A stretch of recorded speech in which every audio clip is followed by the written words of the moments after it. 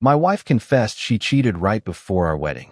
Then I discovered the affair she hid for 6 years. Imagine being married for 6 years, thinking your life is stable, safe, and real, until one night your wife casually admits she cheated on you right before the wedding. But that wasn't the real betrayal. It was only the first crack in a hidden world of lies, secret affairs, family cover-ups, and a truth so devastating it nearly destroyed this husband's sense of reality. This isn't just a story about infidelity. It's about a good man fighting his way out of a lifetime of deception and finally choosing himself. I'm Jake, 35. My wife is Madison, 33. We've been together 10 years, married for 6. No kids, decent house in the suburbs, golden retriever named Cooper, matching holiday pajamas. The whole "we're doing okay" picture. If you'd asked me a month ago to describe my marriage, I'd have said, stable, comfortable, not perfect, but we're a team. Here's the plot twist. My team admitted she cheated on me right before our wedding. And that was only the start of the truth. It happened on a random Tuesday night. No alcohol, no argument, no obvious trigger. We'd eaten dinner, watched a show, and were in bed scrolling on our phones. She was lying on her side, back pressed against my chest, my hand resting on her stomach. Familiar. Safe. She reached back, squeezed my fingers, and said, "Hey, can I tell you something without you freaking out?" Those words should come with a warning label. I laughed it off. Depends what it is. Did you break the dishwasher again, or? She didn't laugh. She rolled over to face me, eyes shiny, biting her lip the way she does when she's nervous. My stomach tightened a little, but I still didn't think it was anything serious. "You know I love you, right?" she said. "Yeah," I said slowly. "I love you too." She took a deep breath. "Before we got married, right before, I made a mistake." It felt like someone turned the temperature in the room down 10 degrees. I tried to play dumb. "What kind of mistake?" She stared at my chest instead of my eyes. "I hooked up with someone. It didn't mean anything. It was just a stupid, panicked thing. I've felt guilty ever since, and I want us to be honest."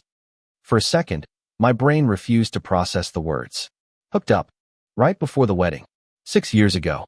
It was like she'd taken our wedding day, the happiest, proudest moment of my life, and quietly scribbled someone else's fingerprints all over it. She rushed on, words tumbling out too fast. "I swear it was only once. I was drunk. I was scared. I didn't know if I was ready. I freaked out, and it just happened. But I chose you. I married you. That's what matters, right? We're good now. I just needed to get it off my chest." She looked up at me, almost hopeful, like she expected me to hug her and say, "Thank you for your honesty." Instead, I just lay there, staring at the ceiling over her shoulder, hearing our whole relationship replay in my head. Every "I can't wait to marry you." Every "you're my only one." Now with this new, ugly filter over it. She squeezed my arm. "Say something, Jake. Please. Don't make it a bigger deal than it is." The crazy part? In that moment, I still thought this was about one mistake. I had no idea this confession was just the first crack in a wall of lies that had been holding up my entire marriage. I barely slept after her confession. Madison did, shockingly well, actually. She curled up against me like she hadn't just detonated a bomb in our bedroom and drifted off within minutes. Meanwhile, I lay awake staring at the ceiling, replaying our entire relationship on fast forward. When morning came, she acted normal, making coffee, playing with Cooper, asking if I wanted avocado toast. It made me feel insane. Finally, while she was pouring cereal, I said, "Who was he?" Her hand paused midair, spoon clinking lightly against the bowl. She looked over her shoulder. "Does it matter?" "Yes." She sighed dramatically and set the cereal box down. "It was nobody, Jake. Just some guy. A stupid mistake. Can we please not drag this out?" "Some guy? A stupid mistake." The words felt rehearsed. I stayed calm. "His name?" She rolled her eyes. "Why does this matter? You're spiraling." "I'm asking once," I said. "Respect me enough to answer." Her jaw clenched. She exhaled hard. "Fine. It was at my bachelorette party. A friend of one of the bridesmaids. I don't even remember his name. I was drunk. There. Lie number 1 of the morning. Because when she's nervous, she taps her fingers against her thigh. Tiny, rapid taps. She was doing it now. I asked, "Where did it happen?" She froze again. "Why do you need every detail? Do you want to torture yourself?" "I want the truth." She looked down. At the hotel. Happy. Not even close. I pressed gently. Which friend brought him? She snapped her head up. Why does that matter? Because I'd like to know who helped you cheat on me before our wedding. That's when she got angry. Defensive anger, the kind that shields guilt. Oh my gosh, Jake, why are you interrogating me? I came clean. I was honest. Do you know how hard that was for me? You're punishing me for telling the truth. Classic manipulation. Turn the confession into a favor. Make me the villain. I didn't respond. And silence, I'm learning, terrifies a liar more than shouting. She grabbed my arm. It was one night, okay? One. It didn't mean anything. I looked at her. Then why did you stay in contact with him afterward? Her face drained of color so fast, it was almost impressive. What are you talking about? You said you didn't remember his name, I said softly. So how would you know who to block afterward? Or avoid? Or feel guilty about? She blinked, slow, terrified, because she realized she walked straight into her own contradiction. Jake, no, wait, that's not what I meant. She started stammering, switching stories so fast it was dizzying. No, I did remember. Well, someone reminded me later. Actually, I wasn't that drunk. It wasn't planned. He kissed me first. Nothing else happened. Okay, something happened, but not everything. It didn't go all the way. Okay, it did, but I didn't enjoy it. Lie, lie, lie. Her voice grew smaller with each one, until finally she whispered, Jake, please don't hate me. I didn't hate her. I was grieving the woman I thought I married. But something still didn't add up. It wasn't just what she said. It was why now? Why confess after 6 years? That night, after she fell asleep again. How she managed to, I'll never understand. I checked her phone while it charged on the nightstand. I know. Privacy. Boundaries. All that. But when your spouse confesses strategically, not spontaneously, your instincts kick in. There were deleted messages. Recent ones. And one half-erased thread caught my eye. A contact saved as simply T. Only one surviving message. You can't hide this forever. My stomach dropped. She hadn't confessed because of guilt. She confessed because someone else, someone named T, was about to expose her. The before-the-wedding affair? It wasn't some distant, fated mistake. It was the tip of an iceberg she prayed I'd never look beneath. But I was already sinking into the truth. And the deeper I went, the darker it became. The next morning, I had that heavy, metallic feeling in my chest, the kind you get right before receiving bad news you already suspect is true. Madison acted like nothing was wrong. She made pancakes, hummed while she cooked, kissed my cheek. It all felt rehearsed. Too gentle. Too hopeful. Like she was trying to smother the truth under maple syrup and fake normalcy. I didn't pretend. After breakfast, I said, Who's T? She froze like I'd slapped her. Her spatula clattered against the pan. What? She whispered. You know exactly what I said. She blinked rapidly, throat bobbing. Jake. I really don't know what. Don't lie, I said gently. Please. Not again. Her breathing hitched. Her eyes darted toward the hallway, where her phone was charging, as if she could sprint and erase the evidence. Jake. T isn't important. So you do know who it is. Her face collapsed. Please don't do this. But I crossed my arms and waited. Her hands started shaking. She backed up against the counter like the truth was physically trapping her. Then, fine, she whispered. It's Taylor. Who's Taylor? She swallowed. My coworker. A friend. Why would a friend text you that you can't hide this forever? And then, she did something I didn't expect. She got angry. You're blowing this out of proportion, she snapped. It's not what you think. He's just dramatic. He knows about the thing I told you. I confided in him. He thinks I should have told you sooner. That's all. I didn't buy a syllable of it. I said, show me the full thread. Her pupils shrank. What? No, Jake, that's private. You lost the right to hide conversations when you admitted you cheated. She shook her head slowly. No, this is too much. I'm not giving you my phone every time you get paranoid. It's been one day. She went silent. A long, tight silence. Then, quietly, he liked me. Okay, he had a crush. I didn't do anything. He just got attached and started acting weird. Another lie. I could hear it. How long have you been talking to him? I asked. She opened her mouth, closed it, opened it again. A year. My stomach twisted. A year? While we were married. She rushed forward, grabbing my forearm. But nothing happened. Nothing physical. I swear. I needed someone to talk to because you were so busy with work and— Don't blame my work, I said, stepping back. I'm not. She insisted, voice cracking. I'm just saying. I was lonely. And he listened. She sank to her knees, literally fell onto them, and grabbed my hands. Jake, please. I didn't cheat with him. I didn't. The only mistake was before the wedding. I swear. Her tears were hot against my knuckles.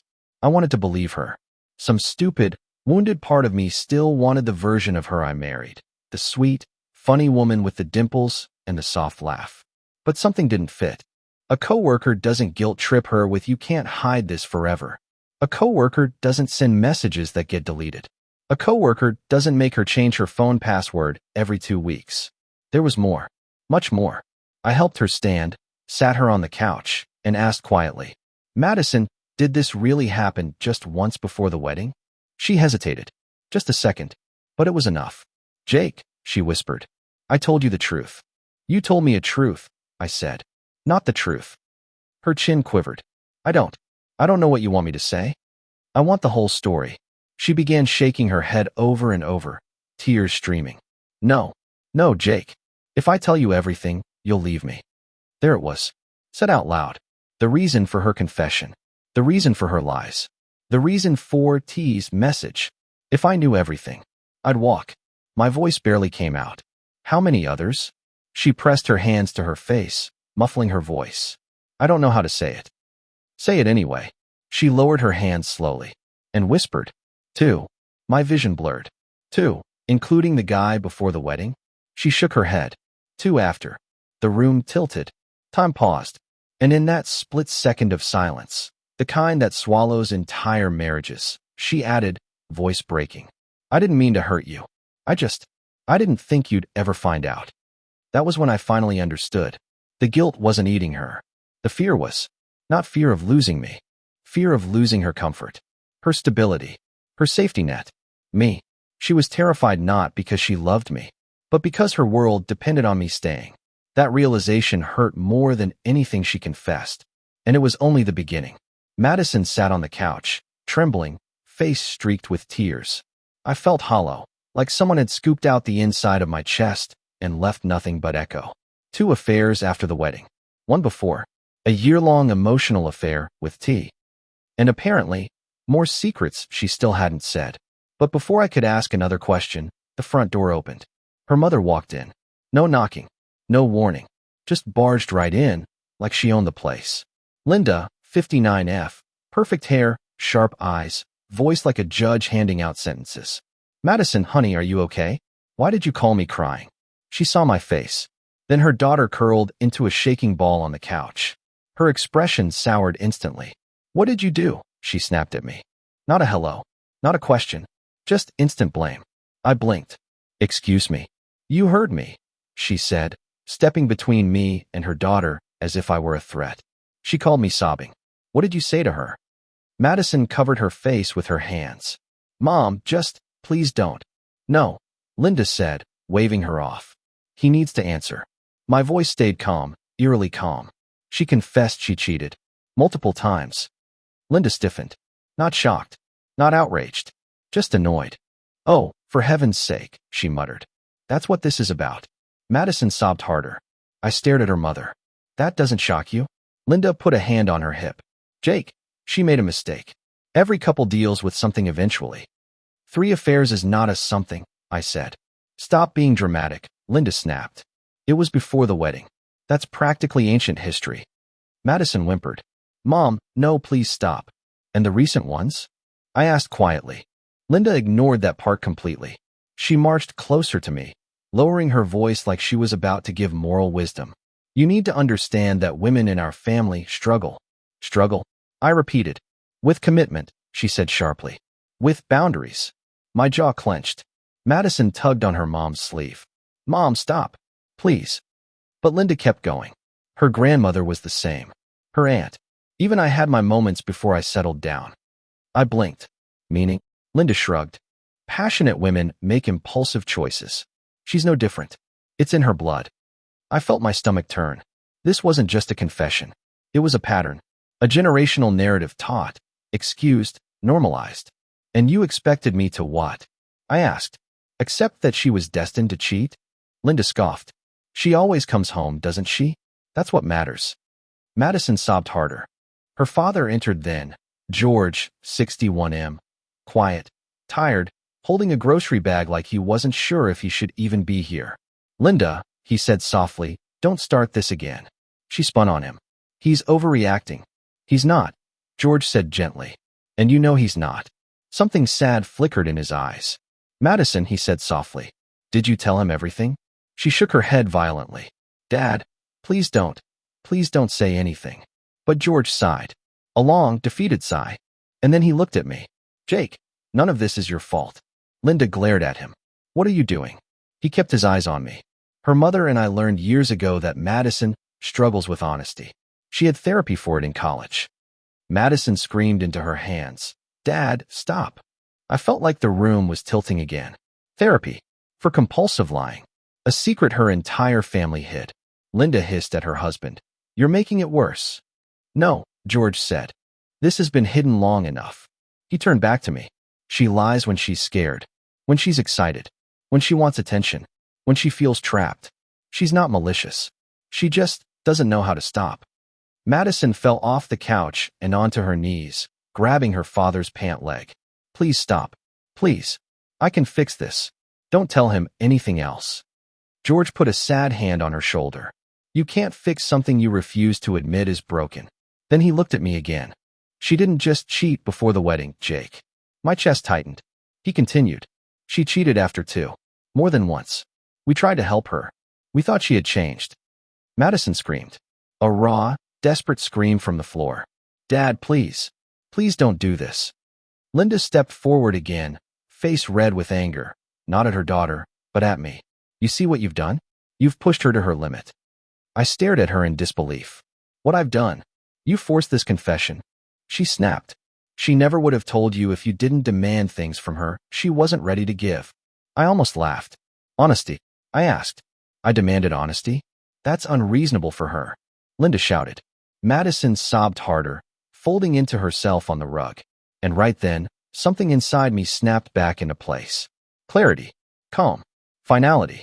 Her family spent years covering for her, normalizing lies, enabling her behavior, teaching her that truth was optional, and I was expected to be the safety net.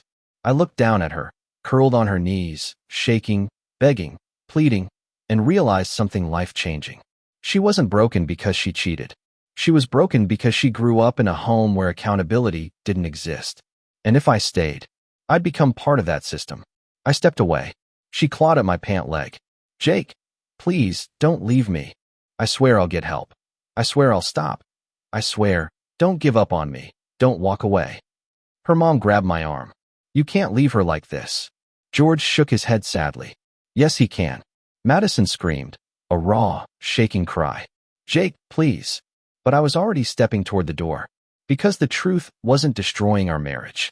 It had destroyed it years ago, and I was finally seeing it. Madison's sobs echoed behind me as I stepped outside, her fingers slipping off my pant leg like someone losing their grip on a cliff. Her mother shouted my name. Her father stood silently, shoulders slumped.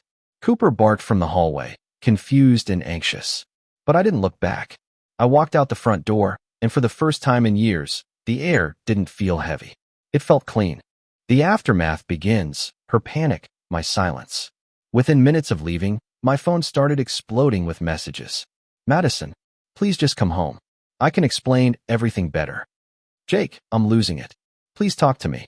I swear I'll change. I'll go back to therapy. I'll quit my job. I'll do anything. I can't breathe. Please answer. Then her mom. How dare you walk out on her when she's in crisis? You're weak. You're selfish. She confessed because she trusted you. Her dad sent one text. I'm sorry. You deserve better. I didn't respond to any of them. And the silence? That was my first act of revenge. Because Madison didn't fear losing me. She feared losing control. The truth comes unraveled without me lifting a finger. The next morning, I woke up to a message from an unknown number. Jake, this is Lily. We need to talk about Madison. Lily is one of her former coworkers. We met for coffee. She looked nervous but determined. What I'm about to tell you. I should have said years ago, she said. My stomach tightened. Then she told me the part no one in her family had dared to reveal. Madison hadn't cheated just 3 times. She had cheated 6. 2 before the wedding. 4 after. For a while, Lily said. It was kind of a joke in our department. We knew she flirted a lot. We didn't think it was serious until, well, someone bragged about it. Who? I asked. 2 guys from marketing. One from another office. One from the gym you two used to go to. And the bachelorette guy. My head throbbed. Then Lily said the part that made everything click. She doesn't cheat because she's unhappy. She cheats because she needs the excitement. The chaos. The attention. It's like a drug for her. Her father's words echoed in my mind. She doesn't know how to stop. Lily reached across the table and placed a hand on mine. You didn't deserve any of this.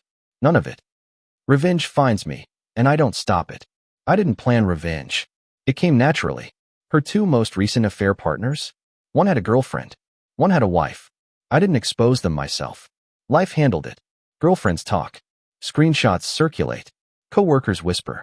Soon the truth spread through her office, her friends' circle, her family. Madison became a cautionary tale. Not because I exposed her. Because her lies finally collided with each other faster than she could juggle them. And that was a justice I didn't have to lift a finger for. The last time I saw her, 3 weeks after I left, she showed up at the apartment I was staying in. She looked destroyed. Hair messy, face pale, eyes swollen. She had lost weight. Her hands were trembling. Jake, she whispered. Please don't shut the door. I need to say something. I stepped back. Let her talk. I know I can't fix this. I know I broke everything. And I know you don't want to hear excuses. So I won't give any. She took a shaky breath. You were the best thing in my life. And I treated you like you were replaceable. Because I thought you'd stay. Because everyone in my family stays no matter what. Tears spilled over her cheeks. But you didn't. And that's what hurts the most. Not losing the marriage. Losing the person who made me want to be better. She wiped her eyes. I'm getting help. Real help. Not because I want you back. But because I don't want to hurt anybody else like I hurt you. That was the first honest thing she'd said in months. I nodded. I hope you get better, Madison. She reached out to touch my hand. I stepped back. She froze. And then she whispered the last words I ever heard her say to me. I always thought you'd never leave. You really are stronger than I knew. Then she turned and walked away. The recovery, the life I found without her. When you leave someone who's been lying for years, reality hits hard. The silence feels strange, then comforting, then empowering. I started hiking, picked up woodworking, took a solo trip out west, started volunteering with dogs at a rescue. I grew. I rebuilt. I found myself again. And one day, I realized something. I wasn't angry anymore. I felt free. Conclusion, what I learned, and what I want anyone reading this to know. Here's what I know now, after walking out of a 6-year marriage built on lies. 1. Betrayal doesn't mean you weren't enough. It means they couldn't appreciate what they had. 2. Leaving doesn't make you weak. It makes you brave. 3. A person's family often explains their patterns more than their excuses ever will. 4. Healing takes time. And it's messy. And it hurts. But it's possible. 5. You can love someone deeply and still walk away. Sometimes that's the most loving thing you can do for yourself. I'm not perfect, but I'm whole again. And for the first time in a long time, I'm proud of the man I am. I have many other stories. Go to my channel, subscribe so you don't lose us. Give me a